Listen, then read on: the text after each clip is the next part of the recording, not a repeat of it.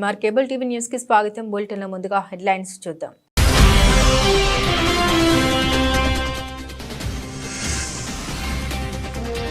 నంద్యాల ప్రభుత్వ ఆసుపత్రి అనే భయం పేద రోగుల్లో పోగొట్టాలి.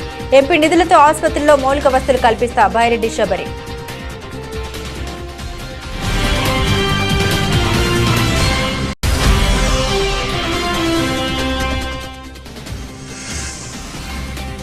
నంద్యాలలో పేరుకే సర్వేపల్లి రాధాకృష్ణ విగ్రహం. జయంతిని మరిచిన ఉపాధ్యాయులు, అధికారులు, నాయకులు. M R digital cable TV focus.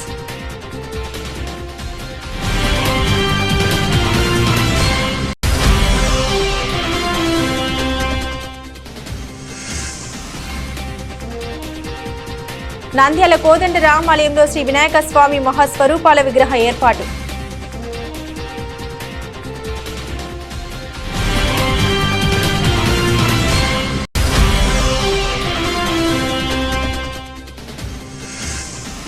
Nandyal LKR global school నందు ఘనంగా నిర్వహించిన ఉపాధ్యాయ దినోత్సవ వేడుకలు. ఉపాధ్యాయులను సత్కరించిన డైరెక్టర్ కళ్యాణ్.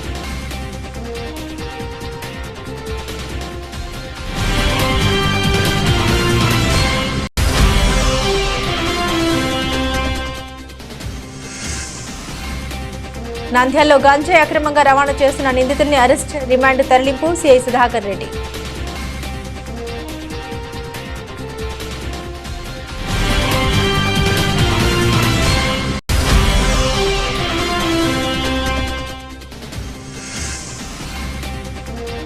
కోయిలకుంటలో 13 సంవత్సరాలుగా సొంత నిధులతో పెన్షన్లు పంపిణీ చేస్తున్న రిటైర్డ్ లైబ్రేరియన్ పల్లె నరసింహారెడ్డి.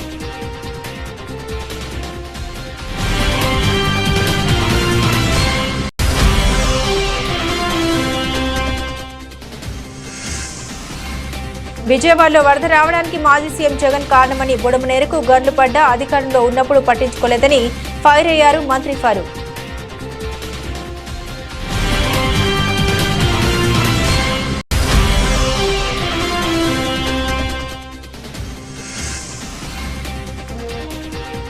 శ్రీశైలంలో తెలంగాణకు చెందిన ప్రశాంత్ అనే ఫేక్ పోలీస్ వ్యవహారాన్ని శ్రీశైలం సీఐ ప్రసాదరావు గుట్టునట్టు చేశారు.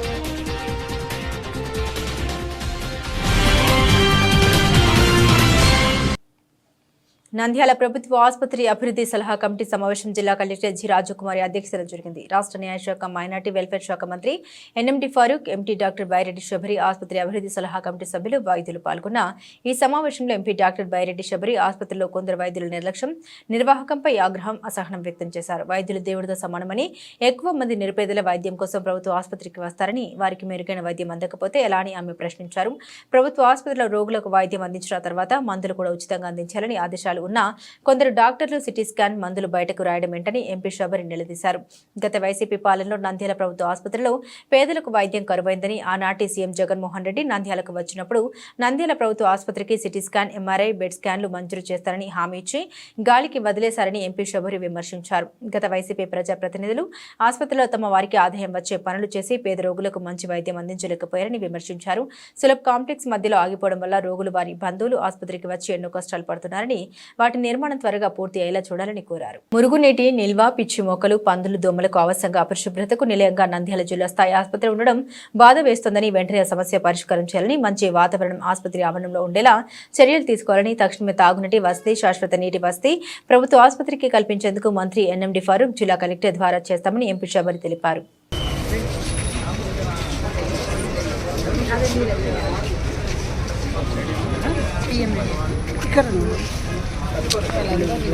మీరు మన డిపార్ట్మెంట్ ఒక్క నిమిషం అది అయిపోతే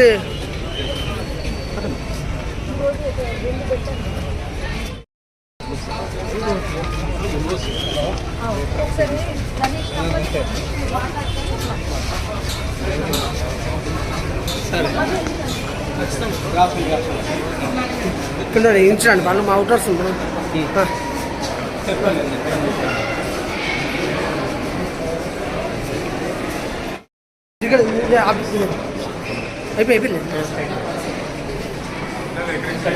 ఇట్లా మేడం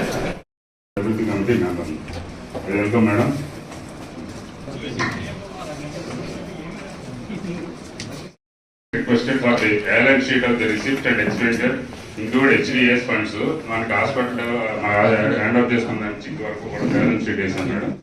కొంచెం ఐ రిక్వెస్ట్ అంటే దీంట్లో 1 lakh అబౌవ్ అయితే కలెక్టర్ సార్ దగ్గర పర్మిషన్ తీసుకుని చేస్తాము. ఇలా 1 lakh అయితే మన లోపల అవసరాలను బట్టి చేస్తున్నాం మేడం. అది దాంట్లో as for opening balance on 1/11/2022 3,90,000 మనకు బ్యాంక్ ఇంట్రెస్ట్ 39,480 వచ్చింది. డైట్ డైట్ కాంట్రాక్ట్ ఇచ్చాము, దానికి ఈఎండి 3 lakhs ఇచ్చింది. టెండర్ అప్లికేషన్ సోల్డ్ పెట్టాము, దానికి 1,13,500 వచ్చిందండి. Deposit from the Aarogyasri amount 15,42,300 పాడైపోయిన స్క్రాప్ అంతా కూడా విత్ పర్మిషన్ అనేది చేసామండి. దానికి 4,78,000 అది గ్యాస్ ఫర్ జియో per month per year 1,000 6 months అయితే అక్కడి నుంచే వస్తున్నాయి సార్. మీరు చెప్పిన దాని నుంచి 2 months బ్యాక్ సమ్మర్ లో లేదు స్వచ్ఛంద సంస్థలు వాళ్ళ పర్చేజ్ చేశారు. పర్చేజ్ అంటే ఓన్లీ ట్రాన్స్పోర్ట్ డ్రైవర్ బేట నాట్ వెహికల్ కానీ వాటర్ కానీ మనమే ఇవ్వలేదు. వాటర్ మున్సిపల్ వాళ్ళు ఇచ్చారు. ట్రాన్స్పోర్ట్ ఫ్రీగా చేశారు సార్. మనకి పెట్రోల్ డీజిల్ కానీ డ్రైవర్ కానీ ట్రిప్స్ కి 200 తీసుకున్నాం. ట్రాన్స్పోర్టేషన్ మనం ఫ్రీ వెహికల్స్ ఇచ్చినాయా? మున్సిపల్ వెహికల్స్ మున్సిపల్ వాటర్ ఇప్పుడైతే నాకు ఎట్లా తెలుసు సార్? ఇప్పుడు ఇచ్చినారు gallons not litres 1 lakh gallons. 1 lakh gallons water కావాలన్నారు కదా.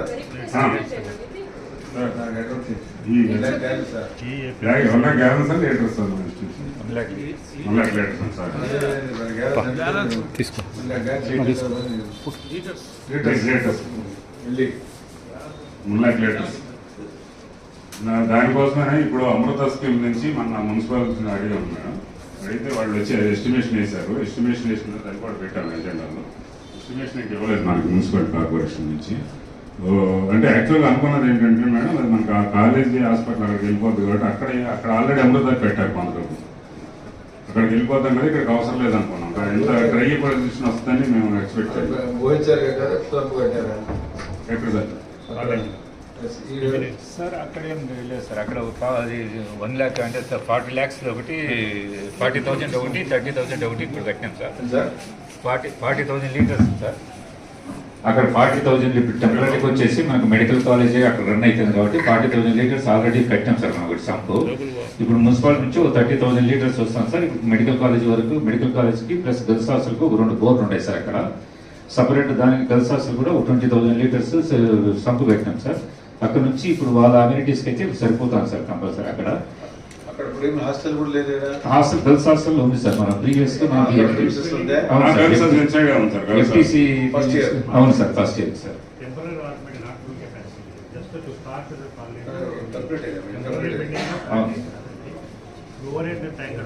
ఒరిజినల్ హాస్టల్ కన్స్ట్రక్షన్ అయిపోలేదు సార్.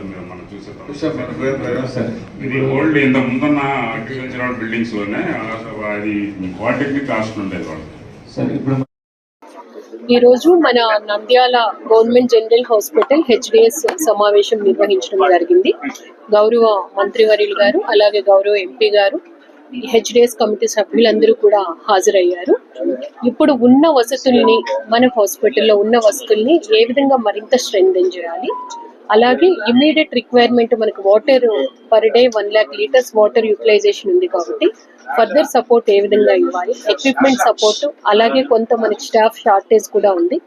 వీటన్నింటికి కూడా ఎటువంటి సపోర్ట్ ఇవ్వాలి అన్నది డీటెయిల్గా డిస్కస్ చేయడం జరిగింది. ప్రయారిటీ బేసిస్ ఒక్కొక్క ఇష్యూ రివ్యూ చేసుకుని గౌరవ ప్రజాప్రతినిధులందరితో కూడా కోఆర్డినేట్ చేసుకుని హాస్పిటల్కి ఫర్దర్ డెవలప్మెంట్కి అన్ని విధాలు కూడా సపోర్ట్ ఇవ్వడం జరుగుతుంది. Thank you madam. అందరికీ నమస్కారం. ఈరోజు 2-3 సంవత్సరాల తర్వాత హాస్పిటల్, నంద్యాల గవర్నమెంట్ హాస్పిటల్ ఏదైతే ఉందో ఆ గవర్నమెంట్ హాస్పిటల్కి సంబంధించిన డెవలప్మెంట్ మీటింగ్ ఒకటి జరుపుకున్నాం.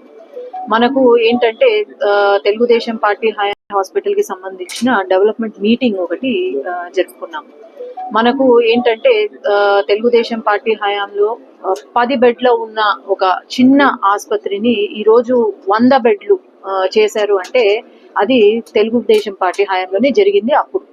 ఇప్పుడు కూడా మనకు సెంట్రల్ నుండి ఒక కాలేజ్ కి పర్మిషన్ రావడము, అలాగే ఇక్కడ ఈ 5 సంవత్సరాలు, గత 5 సంవత్సరాల్లో ఎలా ఉంది పరిస్థితి, హాస్పిటల్ పరిస్థితి అని చూస్తే నిల్. మరి నంద్యాలలో అనుకుంటా జగన్మోహన్ రెడ్డి అప్పుడు సీఎం వచ్చి ఈ నంద్యాల హాస్పిటల్ కి ఎంఆర్ఐ ఇస్తాను, సిటీ ఇస్తాను, పెట్ స్కాన్ ఇస్తాను అని చాలా పెద్ద పెద్ద మాటలు కూశారు. ఇప్పుడు చూస్తే ఏదో పెద్ద కొత్త నాటకాలు చేస్తున్నాడు. అక్కడికి పోయి ఏదో అందరినీ ఆదుకుంటున్నాను, నాకు హెల్త్ ఇంపార్టెంట్, జనాల హెల్త్ ఇంపార్టెంట్ అంటున్నారు. కానీ 5 సంవత్సరాల్లో ఏం చేశారు? ఇక్కడ ఈ హాస్పిటల్, నంద్యాల హాస్పిటల్ అంటేనే ఎవ్వరు రాలేని పరిస్థితి. అమ్మ మాకెందుకులే, ఇక్కడికి వస్తే చనిపోతారు పేషెంట్లు అనే పరిస్థితికి వచ్చింది.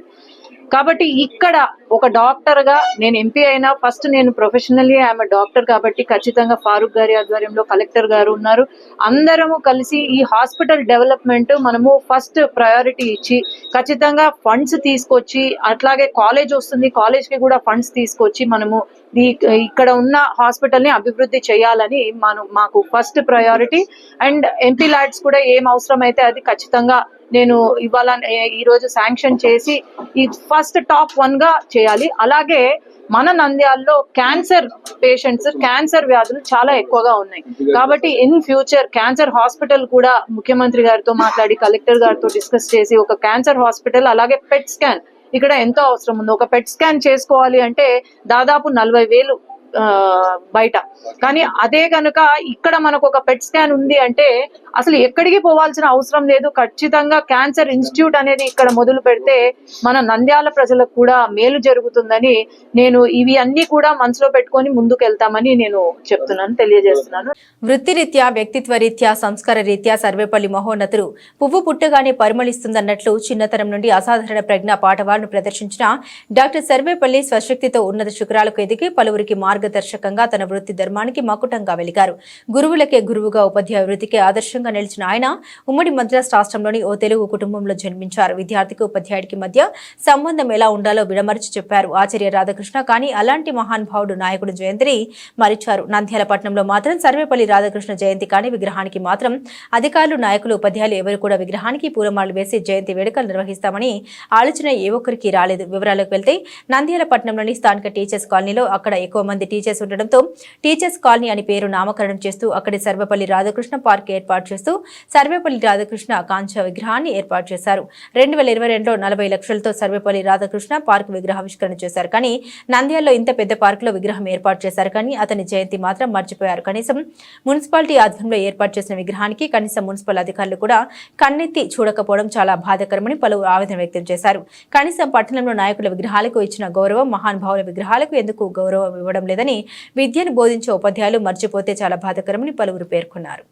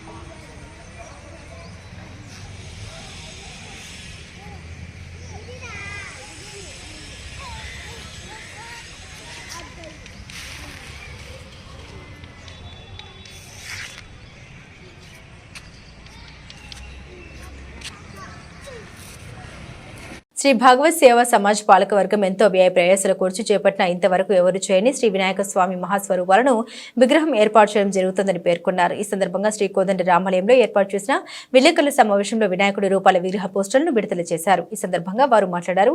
సంజీవ్ నగర్ లో వెలిసిన శ్రీ కోదండ రామాలయంలో సాక్షాత్తు ఆ వినాయక స్వామి మనకు దర్శనమిచ్చే విధంగా విగ్రహం ఏర్పాటు చేయడం జరుగుతుందని 7వ తేదీ వినాయక చవితి పండుగ రోజు ప్రత్యేక పూజలతో ప్రారంభమవుతుందని భక్తులందరూ పాల్గొని తీర్థ ప్రసాదాలు స్వీకరించాలని తెలిపారు.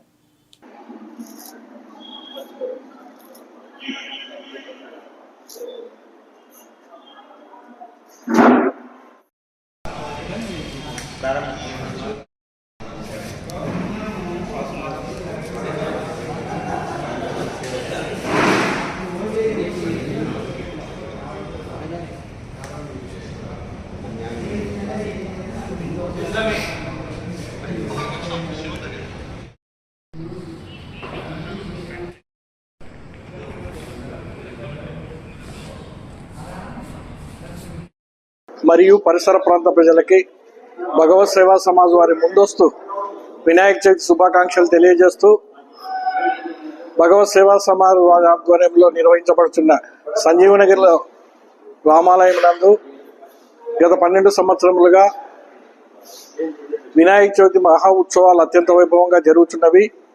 అందులో భాగంగా ఈ నెల 7వ తేదీ అంటే శనివారం రోజు 7వ తేదీ నుంచి 11వ తేదీ వరకు వినాయక చవితి ఉత్సవాలు అత్యంత వైభవంగా నిర్వహించబడును. ప్రతి ఒక్కరికి తెలిసినదే, పర్యావరణానికి అనుకూలంగా లోక కళ్యాణార్థం ఒక్కొక్క సంవత్సరం ఒక్కొక్క రీతిలో మహాస్వరూపాలను తయారు చేసి దర్శనం చేయించడం జరిగినది. అందులో భాగంగా ఈ సంవత్సరం పంచముఖంతో వినాయకుని స్వామిని అక్రోట్ కాయలతో మరియు ఫేసెస్కి అంటే మనము ఈ సుగంధ ద్రవ్యాలు జాపత్రి, దాల్చిన చెక్క, పనాస చెక్క మొదలగు పదార్థాలతో తయారు చేసి 7వ తేదీ ఉదయం 7:30 ప్రారంభ పూజ ఏర్పాటు చేయడమైనది.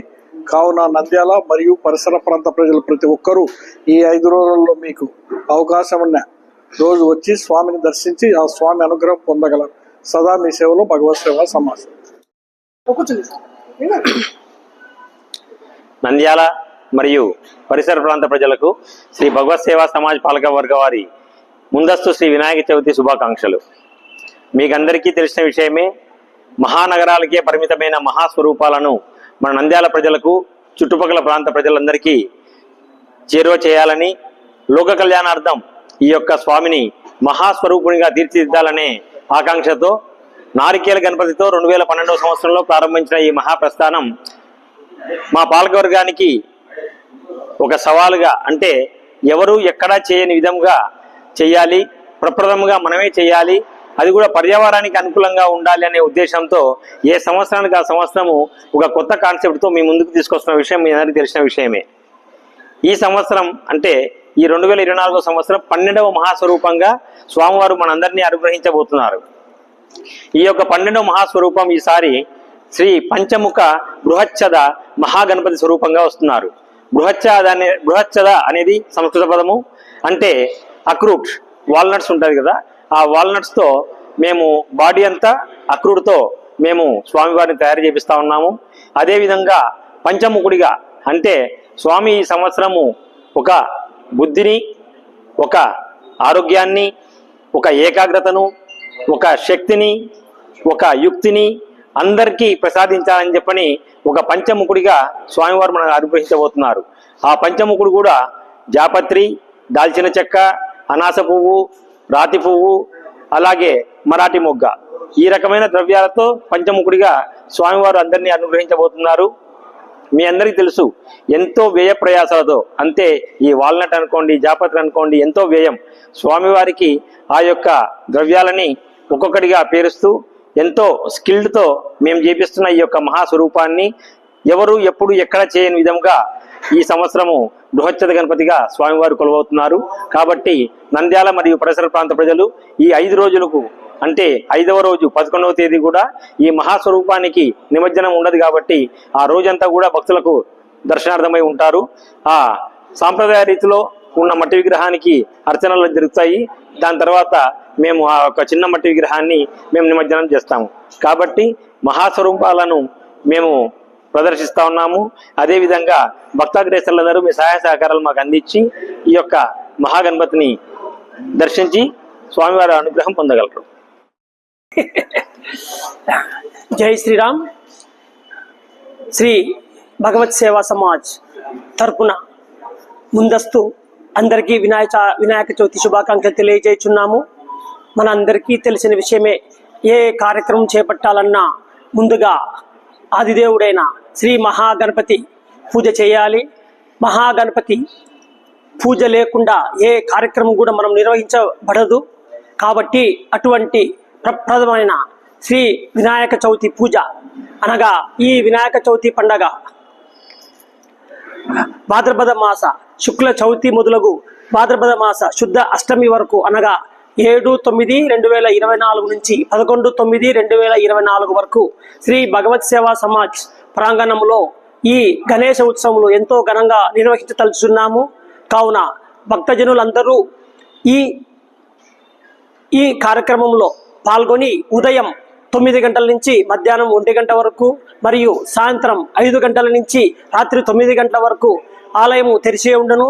కావున భక్తాదులందరూ ఈ సమయమును విచ్చేసి ఆ ఆదిదేవుడైన ఆ మహాగణపతిని దర్శించుకొని ఆ దేవదేవ అనుగ్రహం పొందవలసిందిగా కోరుచున్నాం.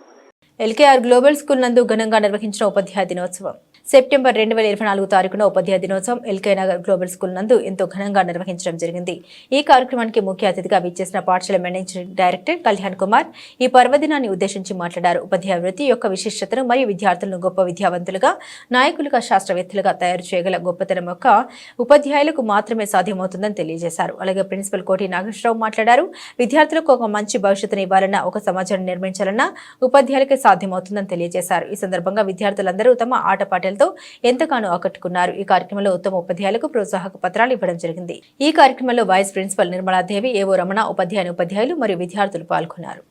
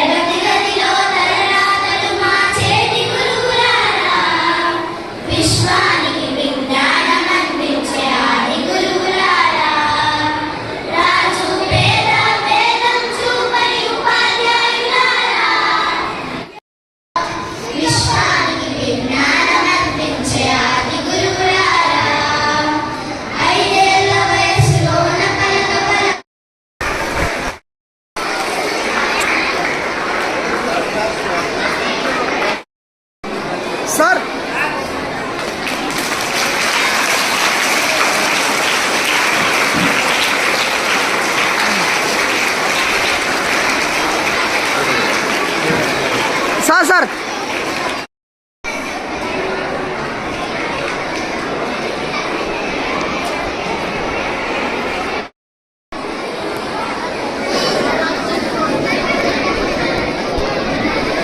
Say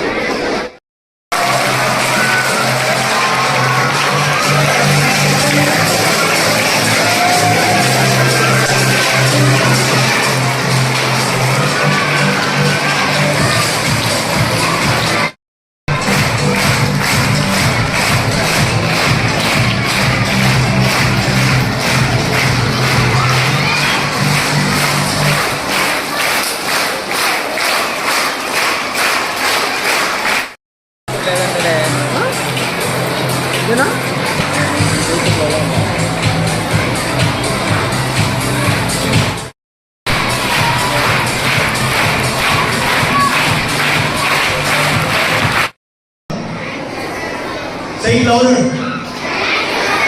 Yes. పిల్లలకన్నా మీరైనా కరెక్ట్గా చెప్పాలి.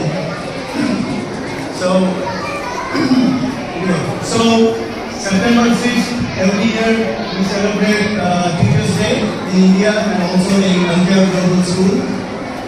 So basically ఒక great leader, ఒక great teacher బర్త్డేని మనము టీచర్స్ డేగా సెలబ్రేట్ చేసుకుంటున్నాము ఎవ్రీ ఇయర్. ఒక టీచర్ స్థానం, ఒక తండ్రి తర్వాత టీచర్ స్థానమే గొప్ప స్థానంగా మన పెద్దలు చెప్తారు. So there is great meaning for that. ఎందుకు అంటే టీచర్ చెప్పేది తల్లిదండ్రుల కన్నా కూడా ఎక్కువ రీచ్ అవుతుంది స్టూడెంట్స్. మనం చెప్పే పాఠాలు కానీ, వాళ్ళకు నేర్పించే డిసిప్లిన్ కానీ, మంచి అలవాట్లు కానీ, ఏదైనా కానీ టీచర్ చెప్తే నేర్చుకున్నంత ఫాస్ట్గా కానీ తల్లి చెప్పినా తండ్రి చెప్పినా పిల్లలు నేర్చుకోవాలి. సో ఒక మంచి డాక్టర్ అవ్వాలన్నా, ఒక మంచి ఇంజనీర్ అవ్వాలన్నా, ఒక మంచి జర్నలిస్ట్ అవ్వాలన్నా, అలాగే ఒక మంచి లీడర్ అవ్వాలన్నా దాని వెనుక ఒక టీచర్ అనేది ఖచ్చితంగా ఉంటారు. సో అలాగే మంచితో పాటు చెడు నేర్పించే టీచర్స్ కూడా ఉంటారు. అది ఇంటెన్షనల్గా చేయరు, కానీ ఎవరు ఒకవేళ చెప్పేది పిల్లలకు సరిగ్గా రీచ్ అవ్వకపోతే వాళ్ళు ఎప్పుడైతే ఒక ఫేవరెట్ టీచర్నో లేకపోతే ఒక ఫేవరెట్ సబ్జెక్ట్ని వాళ్ళు తీసుకోలేకపోతే వాళ్ళకు ఆ స్టడీస్లో ఇంట్రెస్ట్ రాదు. అలాగే చెప్పే మంచి మాటల్లో, మంచి అలవాట్లలో, మంచి డిసిప్లిన్లో కూడా వాళ్ళకి ఏంటంటే ఒక ఇంట్రెస్ట్ అనేది కలగదు. సో ఆల్ ద టీచర్స్, మీరు మంచి స్టూడెంట్, ఒక మంచి పౌరుడిని తయారు చేయాలన్నా, ఒక చెడ్డ పౌరుడిని తయారు చేయాలన్నా అది మీ చేతిలోనే ఉంది, అది మీరే తయారు చేయాలి. సో మంచి పౌరులని తయారు చేయాలి. ఓకే, దానికి మీ కృషి చాలా ఉండాలి. ఐ నో మీరందరూ కూడా మంచి ఉపాధ్యాయులు అండ్ మన స్టూడెంట్స్ కూడా మంచి పౌరులుగా రేపు రానున్న 5 ఏళ్లలోనో 10 ఏళ్లలోనో వీళ్ళు మన దేశాన్ని కానీ, మన రాష్ట్రాన్ని కానీ ఒక మంచి స్థాయిలో తీసుకొని వెళ్ళగలిగే మంచి డాక్టర్స్, ఇంజనీర్స్. నంద్యాల జిల్లాలో గంజాయి అక్రమంగా రవాణా చేస్తున్న నిందితుల్ని అరెస్టు చేసినట్లు, వారి అరెస్టు చేసి రిమాండ్కు తరలించామని తెలిపారు మాంటోన్ సిఐ సుధాకర్ రెడ్డి. ఈ సందర్భంగా సిఐ మాట్లాడారు. జిల్లా ఎస్పీ ఆదిరాజ్ సింగ్ రాణా ఆధ్వర్యంలో గంజాయిపై దాడులు నిర్వహించడం జరిగిందని, ఎస్పీ సహకారంతో రాత్రిపూట గస్తీ కూడా నిర్వహించడం జరుగుతుందని, ఈ సందర్భంగా పట్టణంలో గంజాయి రవాణా చేస్తున్నారన్న సమాచారం మేరకు డీఎస్పీ యుగంధర్ బాబు ఆధ్వర్యంలో విస్తృత దాడులు చేపట్టారన్నారు. దాడుల్లో ఠాణా పరిధిలో 2.25 కిలోల గంజాయి పట్టుకుని 4గురిని అరెస్టు చేసినట్టు తెలిపారు. ఎక్కువగా గంజాయిని కాలేజీ స్టూడెంట్స్ ఎక్కువగా వాడుతున్నారని, తల్లిదండ్రులు కనీసం మీ పిల్లలు ఏం చేస్తున్నారని గమనించాలని, పట్టణంలో గంజాయి సరఫరా చేస్తారని, వాటిపై ఎవరికైనా సమాచారం తెలిస్తే సమాచారం ఇవ్వాలని సిఐ సుధాకర్ రెడ్డి తెలిపారు. గౌరవ ముఖ్యమంత్రి ఆంధ్రప్రదేశ్ గారు, డీజీపీ గారు, Nandyal SP sir Adiraj Singh Rana sir యొక్క ఆదేశాల మేరకు నంద్యాల డిఎస్పీ యుగంధర్ బాబు సార్ ఆధ్వర్యంలో నేను నంద్యాల వంటంచి నేను తర్వాత సిసిఎస్సి సురేష్ సార్ అందరం కలిసి గంజాయి మీద దాడులు నిర్వహించిన దాడుల్లో పట్టణానికి చెందిన 6 మంది వ్యక్తులు దొరికినారు. వాళ్ళ స్వాధీనంలో నుండి దాదాపు 3 కేజీల గంజాయి, ఒక బైక్ సీజ్ చేసినాం. వాళ్ళ మీద కేసు నమోదు చేసి రిమాండ్ చేసినాము. విచారణలో తెలిసింది ఏంటంటే ఈ ఓకులంతా గంజాయికి బానిసయ్యి తర్వాత వ్యాపారం చేయాలనే ఉద్దేశంతో విశాఖపట్నము మరియు అరకు నుండి బల్క్గా తెచ్చుకొని ఇక్కడ 100 గ్రామ్స్ చిన్న చిన్న ప్యాకెట్లుగా చేసి వాటిని కాలేజ్ స్టూడెంట్స్కి తర్వాత యువకులకి అమ్ముతున్నారని తెలిసింది. రాబడిన సమాచారం మేరకు మేము రైడ్ చేసి వాళ్ళను అరెస్ట్ చేశాము. తర్వాత పట్టణంలో ఎవరైనా గంజాయి అక్రమ రవాణా పాల్పడినా, అమ్మినా, వినియోగించినా చట్ట ప్రకారం చాలా కఠినమైన చర్యలు తీసుకున్నాం. అంతేకాకుండా పీడీ యాక్ట్లు వాళ్ళ మీద పెట్టడమే కాకుండా రౌడీ షీట్లు కూడా ఓపెన్ చేసి వాళ్ళ మీద నిరంతరం నిఘా ఉంచుతాం. మా పోలీస్ తరఫున మా అప్పీల్ ఏమంటే యువకులకి, తర్వాత స్టూడెంట్స్కి ఎవరే కానీ గంజాయి బారిన పడకుండా ఆరోగ్యాలు చెడగొట్టుకుని జీవితం నాశనం చేసుకోకూడదు అని చెప్పేసి మా పోలీస్ తరఫున మా అప్పీల్. తల్లిదండ్రులు కూడా దీని మీద కొంచెం శ్రద్ధ పెట్టి వాళ్ళ పిల్లల యొక్క ప్రవర్తన మీద కొంచెం గమనించాలని చెప్పేసి మా పోలీస్ తరఫున కోరుతున్నాను.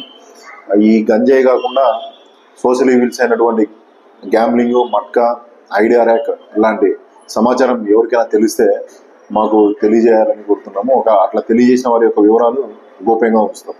Thank you. నంద్యాల వంటవలసి సుధాకర్ రెడ్డి. కోయిలకుంటలో 13 సంవత్సరాలుగా సొంత నిధులతో పెన్షన్లు పంపిణీ చేస్తున్న రిటైర్డ్ లైబ్రేరియన్ పల్లె నరసింహారెడ్డి 2011 సంవత్సరంలో ప్రకృతి పీఠం స్వచ్ఛంద సంస్థను ఏర్పాటు చేసిన పల్లె నరసింహారెడ్డి ఉపాధ్యాయ దినోత్సవం సందర్భంగా సర్వేపల్లి రాధాకృష్ణ చిత్రపటానికి పూలమాల వేసి నివాళులర్పించి అనంతరం మాయలూరు ప్రధాన ఉపాధ్యాయుడు షరీఫ్ను సన్మానించిన పల్లె నరసింహారెడ్డి. ఈ సందర్భంగా ఆయన మాట్లాడుతూ ఉపాధ్యాయ దినోత్సవాన్ని నిర్వహించడం ఎంతో సంతోషంగా ఉందని, అలాగే మంచి మనసున్న వ్యక్తి షరీఫ్ను సన్మానించడం ఆనందంగా ఉందని, అనంతరం భారీ వర్షాలకు అతలాకుతలమైన విజయవాడ ప్రజల్ని ఆదుకోవాలని పల్లె నరసింహారెడ్డి పిలుపునిచ్చారు. ఆయన చేసే సేవా కార్యక్రమాల్లో భాగంగా తమ వంతుగా సహాయం విజయవాడ వరద బాధితులకు అందజేస్తున్నామని ఈ సందర్భంగా అన్నారు. అలాగే సొంత నిధులతో వృద్ధులు, వికలాంగులకు, అనాథులు, వితంతులకు, మానసిక రోగులకు ఒక్కొక్కరికి 100 ప్రకారం 150 మందికి సహాయం చేయడం నా అదృష్టంగా భావిస్తూ ఉన్నానని, పేదలకు, ఇతరులకు సహాయం చేస్తే తనకు తాను సహాయం చేసుకున్నట్టేనని అన్నారు.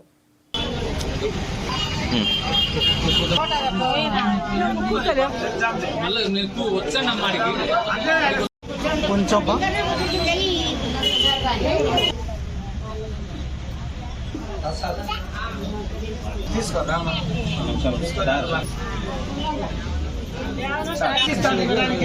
కూర్చోండి మా చెప్పు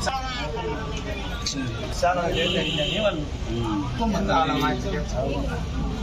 ఓకేమా.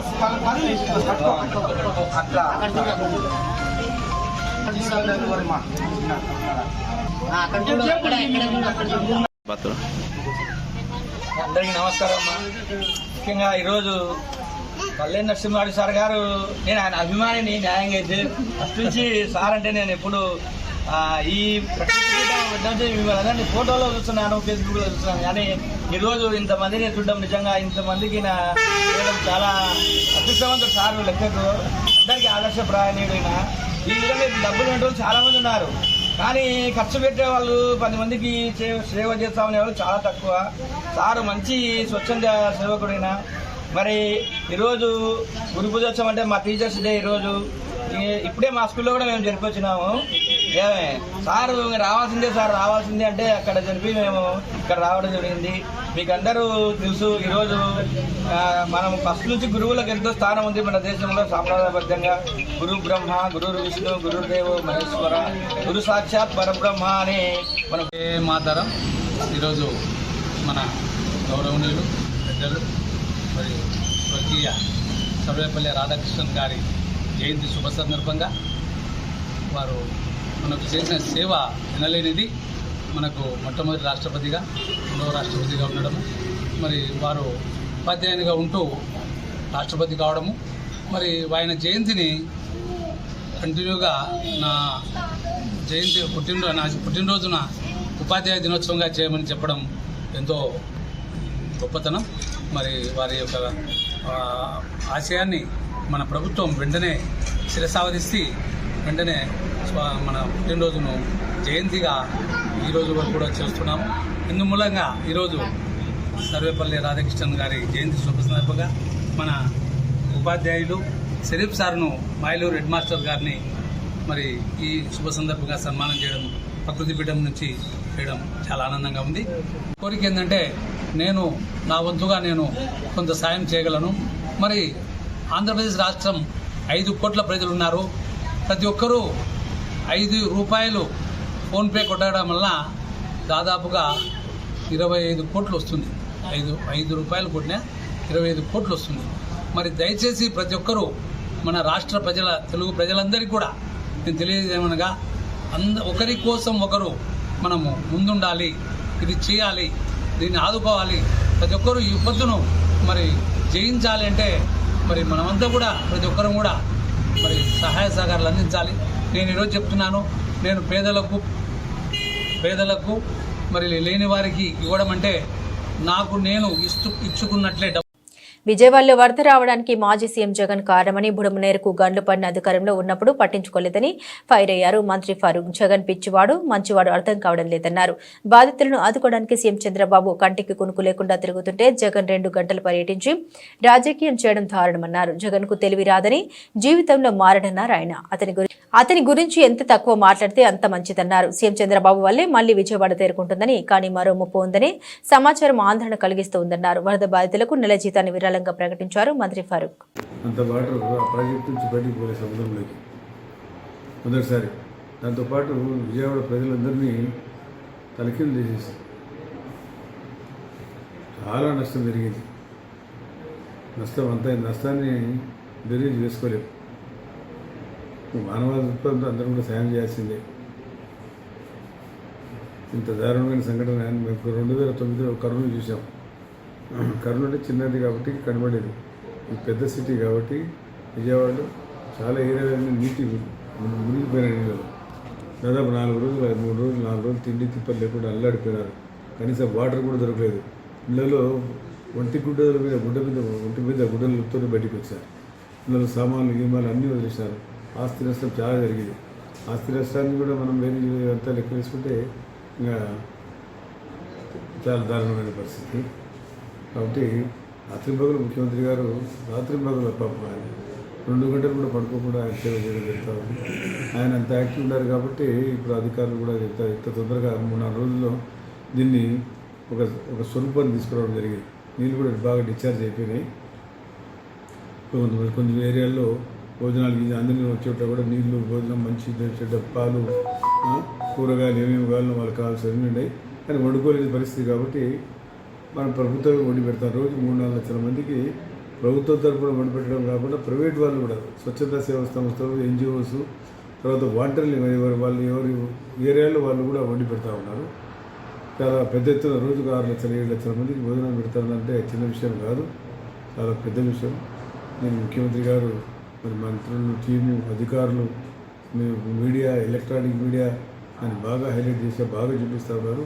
ఎక్కడైతే అద్దడం లేదో ఈ మీడియా వాళ్ళు కూడా పోయి ప్రభుత్వానికి తెలియజేయడం, తద్వారా మన ప్రభుత్వం రియాక్ట్ అయ్యి ఆ ఏరియాలకు పోవడం చాలా చాలా వర్ణాతీతం. అది వారికి కూడా ధన్యవాదాలు తెలియజేసి, ఈ వర్షంలో కూడా వారికి అవసరం లేదు, అయినా కానీ ఇంత వర్షము మరి ఎక్కడ చూసినా బురదమయం అయిపోయింది సిటీ అంతా. ఇవన్నీ కాకుండా మళ్ళీ సైక్లోన్ వస్తుంది అంటారు, మళ్ళీ 5వ తేదీ విపరీతమైన వర్షాలు పడతాయంటారు. మన దేవుడు కాపాడాలా. మరి మన ముఖ్యమంత్రి గారి సేవలు ఊరికే పోవు. మన జగనన్న గారు కూడా వచ్చినారు. ఏం మాట్లాడతాడో ఏమో. 80 రోజుల కింద ఆయనే ముఖ్యమంత్రి ఉండేది. 80 రోజుల కింద ఆయనే ముఖ్యమంత్రి ఉన్నాడు కదా. ఈ బుడమనేరును ఆ రోజుల్లోనే బ్రీచెస్ పడే రోజు దాని మీద బ్రీచెస్ ఏ రకంగా అరికట్టాలని చెప్పి ఆలోచన చేయకుండా దాన్ని బ్రీచెస్ అన్ని వదిలేసి ఈరోజు అవన్నీ డ్యామేజ్ అయిపోయి 3 చోట్ల బ్రీచ్లు పడి నీళ్ళంతా సిటీలోకి వచ్చేసి సిటీ నుంచి పోతుంది బుడమనేరు. ఈరోజు ఈ పరిస్థితి కారణం ఆయన మళ్ళీ 2 గంటలు కూడా లేడాడా. ఏం మాట్లాడతాడో ఏమో, పిచ్చోడా మంచోడా అని అర్థం ఉందా ఆయనకు ఏమో తెలిసినా. ఒక ముఖ్యమంత్రి స్థాయిలో ఉండేవాడు ప్రజలు కష్టాల్లో ఉన్నారు, ప్రభుత్వం ఆదుకోవాలా, ప్రభుత్వం ఏదైనా సజెషన్ చేయాలా. ప్రభుత్వం నీళ్ళు ఇవ్వలేదు, ప్రభుత్వం అన్నం ఇవ్వలేదు, ప్రభుత్వం ఎవరు తిరగలేదు. ఈ రకంగా ఆయన ఎప్పుడైనా పోయినాడా? నేను ఎప్పుడో తిరిగినాడా? ఆలోచన చేసుకోవాలా. బట్ ఆయన గురించి ఎంత తక్కువ మాట్లాడితే అంత మంచిది. ఎందుకంటే ఆయనకు అనుభవం లేని అనుభవం తెలుసు. ఆయన అనుభవం లేనివాడు, జ్ఞానం ఆయనకు ఉంది ఎక్కువ, జ్ఞానం లేదు. లేకపోతే నీళ్ళు తిరిగి క్రిటిసైజ్ చేస్తాడా? ఏదో ప్రోత్సాహం ఇవ్వాలి. సర్వేలో జరిగింది అని చెప్పింది ముఖ్యమంత్రి చంద్రబాబు నాయుడు బాగా కష్టపడుతున్నాడు కాబట్టి అంతపాటు అధికారులు అందరూ ఉన్నారు కాబట్టి ఈరోజు కొంతవరకు తచ్చుకోగలిగినారు, లేకపోతే కోరుకోగలిగినారు ప్రజలు చెప్పి అట్లా ధైర్యం చెప్పాలి. కానీ వచ్చి అది జరగలేదు, ఆ టీవీ ఒకటి పెట్టుకున్నాడు, ఆ టీవీలో పొద్దున్నే సాల్చిదేనా ఎవరు సెలెక్టెడ్ చేసి సెలెక్టెడ్ పీపుల్తో వాళ్ళకి నేర్పించి వాళ్ళతో మాట్లాడించేది. ఇప్పుడు ఆయన తెలుసుకోలేదు. ముఖ్యమంత్రి పదవి పోయా ప్రజలు చేయని కొట్టికి మళ్ళీ వరదల్లో వచ్చి 20 రోజులు 100 రోజులు కూడా కాలే వరదల్లో తిరిగి ఇట్లాంటి కూతురు చూస్తే ఇట్లాంటి తప్పుడు మాటలు మాట్లాడితే ఒక ముఖ్యమంత్రిగా ఉండేవాడు. ప్రజలు ఆర్థికాల 2 రాష్ట్రాలు కూడా దెబ్బతిన్నాయి. మనం ఆలోచన చేయాలి. తెలంగాణలో ఆ మహబూబాబాద్ ఏరియాలో ఖమ్మం ఏరియాలో 50 సెంటీమీటర్లు వర్షం పడుతుందా? 50, 40, 45 నేను ఎప్పుడు నా జీవితంలో వెళ్ళేట్లే అన్ని సెంటీమీటర్లు వర్షం పడుతుందంటే దాదాపు 2001 మీకు అందరూ తెలుసు. నంద్యాలలో 23 సెంటీమీటర్ల వర్షం పడిందంటే తట్టుకోలేకపోయినాం 3-4 రోజులు. అట్లాంటిది 52 సెంటీమీటర్లు ఒక్క చోట కాదు, చుట్టుపక్కలంతా ఆ రేంజ్లో వర్షం పడింది. ఆ వాటర్ అంతా మనకు వచ్చేసింది. దానికి ఓవర్ఫ్లో అయితే విజయవాడ మీద పడింది. 2 రాష్ట్రాలు కూడా అతలాకుతలం అయిపోయినాయి. ఈరోజు స్వచ్ఛంద సేవా సంస్థలు కానీ ఎన్జిఓస్ ముందుకు వచ్చినారు, ఉద్యోగస్తులు టీచర్లు ముందుకు వచ్చారు. అందరూ కూడా వాళ్ళ జీతాలు 1 రోజు 2 రోజులు జీతాలు ఇవ్వడం జరుగుతారు. నేను కూడా నా నెల జీతం నేను కూడా ప్రకటిస్తున్నాను మీ ద్వారా. నేను కూడా ఒక నెల జీతం కూడా ఇవ్వడం ఇస్తున్నాను. అయినా పాత్రలు కూడా చెప్పారు, అందరూ కూడా సహకరించారు, అందరూ కూడా ఇవ్వండి. నేను కూడా ఒక 4 నెలల జీతం ఈ వరద బాధ్యులకు కూడా ఇవ్వడం జరుగుతుందని చెప్పి తెలియజేస్తాను. మరి మనం ఆదుకోవాల్సిన అవసరం ఉంది. ఈ టైంలో కాకుండా ఎప్పుడు ఆదుకుంటామే? రాష్ట్ర క్యాపిటల్ చంద్రబాబు నాయుడు గారి ఇంటికి వచ్చేది సార్ చెప్పారు, నీళ్ళు వచ్చినాయిపోయినాయి. సార్ ఇంటిలోకి నీళ్ళు పోకూడదని చెప్పి సార్ నీళ్ళు పోకుండా చేసిన అంటాడు, ఆడ బోటు పెట్టి అంటాడు. ఏదే ఆయన ఏదో ఆయన మనసొత్తం అర్థం కాలేదు. ముఖ్యమంత్రి స్థాయిలో ఉండేవాడు, అంత దిగజారుడు మాటలు మాట్లాడకూడదు కదా. ఇంకా పదవి పైన కూడా ఇంకా మనిషికి ఇంకా తెలుసుకోలేకపోతే ఇంకా చిన్న ఆయన చంపిన తర్వాత కూడా అదే రాజకీయాలు చేయాలంటే ఎట్లా? కాబట్టి ఇవన్నీ మనం ఆదుకోవాలా. మన ప్రజలు చాలా కష్టాల్లో ఉన్నారు, ప్రజలను ఆదుకోవాలి. ముఖ్యంగా ఈరోజు సర్వీసెస్ లేవు, ట్రైన్లు బంద్ అయినాయి, బస్సులు బంద్ అయిపోయినాయి, ఏ తిండి లేక అల్లాడిపోతారు. కొంతమంది ఆస్తి నష్టాన్ని గురించి చెప్పడం లేదు. కొన్ని లక్షల సైకిల్ మోటార్లు పనికి రాకుండా పోయినాయి, కార్లు పనికి రాకుండా పోయినాయి, షోరూమ్లు పనికి రాకుండా పోయినాయి. చెప్పడానికి వీలే లేదు. ఆ రకంగా నష్టపోతే నష్టపరిహారాన్ని ఏ రకంగా మనం ఆదుకోవాలని ప్రభుత్వానికి సలహా ఇవ్వాలా, కేంద్ర ప్రభుత్వానికి సలహా ఇవ్వాలని చెప్పి ఆలోచన లేకుండా వచ్చిన కాడి నుంచి ఏం మాట్లాడాలో అర్థం లేని మాటలు, తెలియలేని మాటలు, తెలివి తక్కువ మాటలు మాట్లాడారు. తప్ప నుంచి వేరేది ఏం లేదు. ఆయన అంటే రాత్రి మంత్రులు కూడా ఉన్నారు అక్కడే. శ్రీశైలంలో తెలంగాణకు చెందిన ప్రశాంత్ అనే ఫేక్ పోలీస్ వ్యవహారాన్ని శ్రీశైలం సిఐ ప్రసాదరావు గుట్టురట్టు చేశారు. ప్రశాంత్ అనే ఫేక్ పోలీస్ ఆఫీసర్ తను హైదరాబాద్ కమిషనరేట్ పరిధిలో ఆర్ఎస్ఐ అంటూ నకిలీ పోలీసులు హల్చల్ చేశాడు. తాను ఆర్ఎస్ఐగా అంటూ పోలీస్ కోటాలో ఈ నెల 1వ తేదీన ప్రోటోకాల్ దర్శనం చేయించుకున్నాడు. ప్రోటోకాల్ దర్శనం చేసుకుని తిరిగి వెళ్తుండగా మొన్న కురిసిన భారీ వర్షాలకు బండరాలు పడడంతో ఈగలపేట వద్ద తెలంగాణ అటవీ శాఖ పోలీసులు వాహనాన్ని నిలిపివేశారు. దీంతో ఫేక్ పోలీస్ ప్రశాంత్ తిరిగి సున్నిపెంటకు రావడంతో అతని ప్రవర్తనపై ఏదో అనుమానం రావడంతో శ్రీశైలం సిఐ ప్రసాదరావు తనదైన పద్ధతిలో విచారించగా నకిలీ పోలీస్ ప్రశాంత్ గుట్టురట్టయింది. విచారించిన సిఐ ప్రశాంత్ ఫేక్ పోలీస్ అని నిర్ధారణ కావడంతో ఒక్కసారిగా షాక్ గురయ్యారు. అతనిపై హైదరాబాద్ లో విచారణ చేయగా గతంలోనూ ఘటకేసరి పోలీస్ స్టేషన్ పరిధిలో పనులు చేయిస్తానని 40,000 వసూలు చేసినట్లు కేసులు కూడా నమోదు అయిందని ఇతను పోలీసు అధికారులతో పరిచయాలు పెంచుకుని ఇలా ఐడీ కార్డులు, ఫోటోలు తీసుకుంటూ ఫేక్ పోలీసు అవతారం ఎత్తినట్లు సిఐ ప్రసాదరావు తెలిపారు. నకిలీ పోలీస్ ప్రశాంత్ పై కేసు నమోదు చేసి తనతో పాటు ఉన్న కారు అలానే అతని వద్ద 1,020 రూపాయల నగదు సీజ్ చేసి రిమాండ్ కు తరలిస్తున్నట్టు శ్రీశైలం సిఐ ప్రసాదరావు తెలిపారు. ఎవరైనా ఇక మీదట ఇటువంటి మోసపూరిత వ్యవహారాలకు పాల్పడితే కఠిన చర్యలు తీసుకుంటామని సిఐ ప్రసాదరావు తెలిపారు.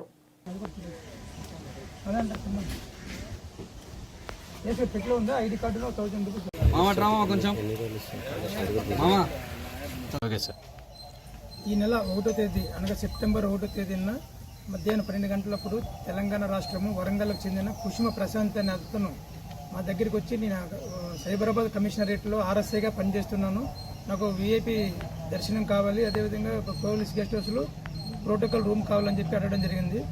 సరే పోలీస్ కదని చెప్పేసి మనం రూమ్ ఇప్పించి దర్శనం చేయడం జరిగింది. తీరా అతని ప్రవర్తన బట్టి చూస్తే అతను ఆర్ఎస్ఐ కాదని చెప్పేసి ఒక ఫేక్ పోలీస్ ఆఫీసర్ అని చెప్పి తెలియడం జరిగింది.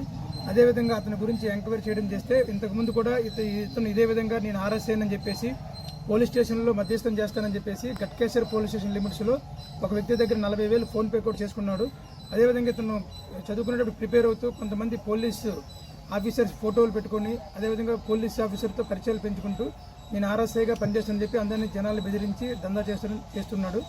దీనిపైన తెలంగాణలో కూడా రాచకొండ పోలీస్ కమిషనరేట్ లిమిట్స్లో గట్కేశ్వర్ పిఎస్లో లాస్ట్ ఇయర్ ఒక కేసు కూడా నమోదు చేయబడి జరిగింది. కేసు నమోదైనప్పటికీ అతని ప్రవర్తన మార్చుకోక మళ్ళీ ఇక్కడికి వచ్చి నేను ఆర్ఎస్ఐ అని చెప్పుకుంటూ వాళ్ళ ఫ్రెండ్స్ని ఒక ఇద్దరిని తీసుకొని వచ్చి నాకు దర్శనం కావాలి, విఐపి రూమ్ కావాలని చెప్పేసి అడగడం జరిగింది. అతని ప్రవర్తన మీద అనుమానంతో అతన్ని కనిపెట్టి ఆఫీసర్ల సూచనల మేరకు కేసు నమోదు చేసి ఈరోజు రిమాండ్ చేస్తున్నాం. బులెటిన్ ముగించే ముందు హెడ్లైన్స్ మరోసారి.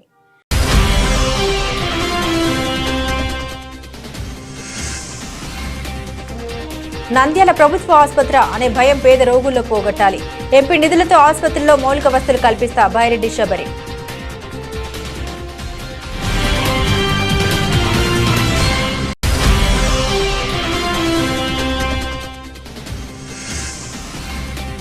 నంద్యాలలో పేరుకే సర్వేపల్లి రాధాకృష్ణ విగ్రహం. జయంతిని మరిచిన ఉపాధ్యాయులు, అధికారులు, నాయకులు. M R digital cable TV focus.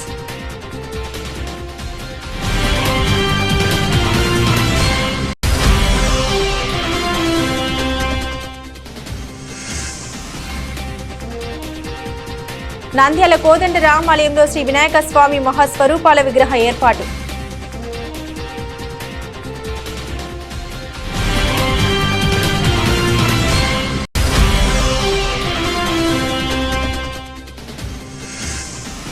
Nandyal LKR global school నందు ఘనంగా నిర్వహించిన ఉపాధ్యాయ దినోత్సవ వేడుకలు. ఉపాధ్యాయులను సత్కరించిన డైరెక్టర్ కళ్యాణ్.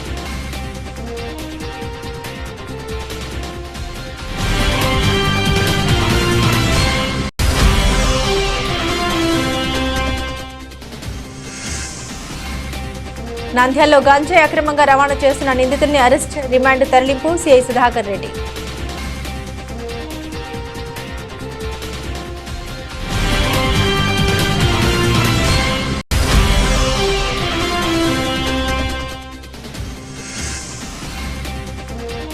కోయిలకుంటలో 13 సంవత్సరాలుగా సొంత నిధులతో పెన్షన్లు పంపిణీ చేస్తున్న రిటైర్డ్ లైబ్రేరియన్ పల్లె నరసింహారెడ్డి.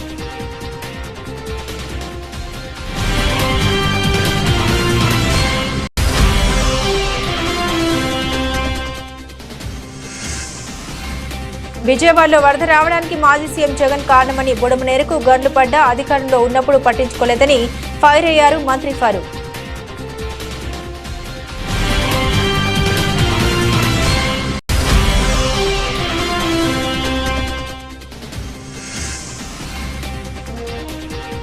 శ్రీశైలంలో తెలంగాణకు చెందిన ప్రశాంత్ అనే ఫేక్ పోలీస్ వ్యవహారాన్ని శ్రీశైలం సీఐ ప్రసాదరావు గుట్టునట్టు చేశారు.